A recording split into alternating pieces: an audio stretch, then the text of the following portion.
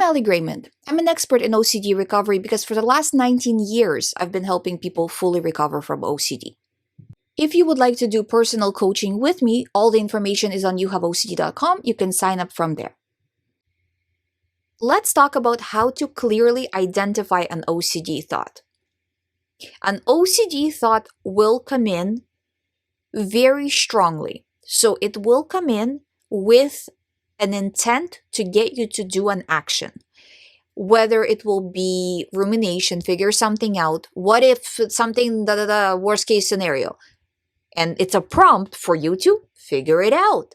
Or if you don't do this behavior, something bad is going to happen. It's a prompt for you to do a compulsion, right? Or just check this online. Again, a prompt to do a compulsion. Or you should just ask for reassurance and then they'll tell you for sure. Again, a prompt to do a compulsion and rumination, right?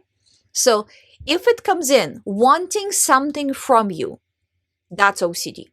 If it follows your usual theme, although not necessarily, because a new theme can come in as well, but for most people, it follows the same theme 90% of the time, right? So it's if you had a similar thought already, or a thought that's at least somewhat like or within the topic, right? So, for example, if you have relationship OCD, right, different flavor of relationship OCD, or if you have a contamination OCD, a slightly different fear, but within the same genre, if you will, immediately attribute to OCD. And again, if it's within the same genre, wants you to do something, that's always OCD. And again, that part, when it came in, that's automatic. But what you do with it, that's you doing the behaviors that either reduce OCD or strengthen OCD, right? So response prevention or response a lot. So that's that fork in the road, that something came in very strong, wanted an action from you, whether rumination or compulsion, and then you chose, what did you choose? And if you chose the wrong thing, choose better next time. So those are probably the most easiest way to identify an OCD thought.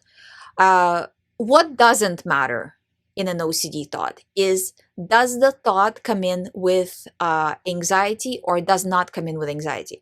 A lot of the times clients will say, but this thought came in and it didn't have any anxiety. And then they started to worry why it doesn't have anxiety.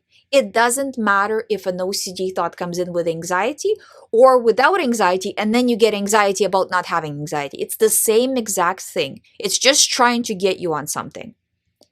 And then let's say you disregarded that. Let's say a thought came in without anxiety, you panicked, but then you chose to disregard, and then it comes in, well, okay, but what if you just never recover? What if you're just stuck like this, going from thought to thought all the time?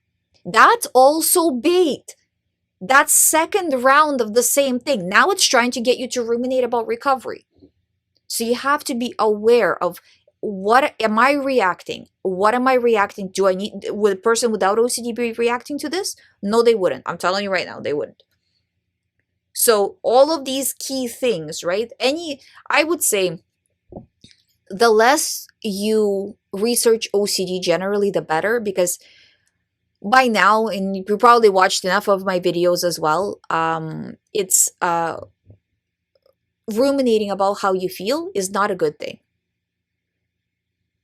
And there is a big chance that you'll start falling into OCD about OCD if you keep researching online, especially because there's so much negative information about OCD online. Because look, 90% of people are not doing tracking. They have some lame therapist or whatever doctor who are doing one exposure a day with them. The rest of the day, the person is making themselves worse. But for one exposure, they're trying, and then it's questionable at that, because after the exposure, because exposure is again that fork in the road. If they're ruminating post-fact about the exposure, the exposure actually made them worse as well, right? So, but then they go online and they're like, "Oh, OCD is chronic. You can never recover. I feel so bad.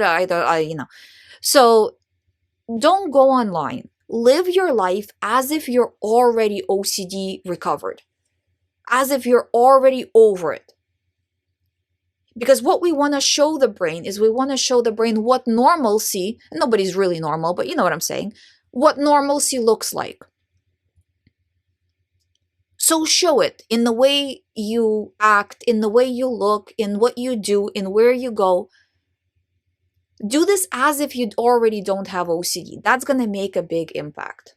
And anytime you're in the negative, in the overthinking, it counts as rumination.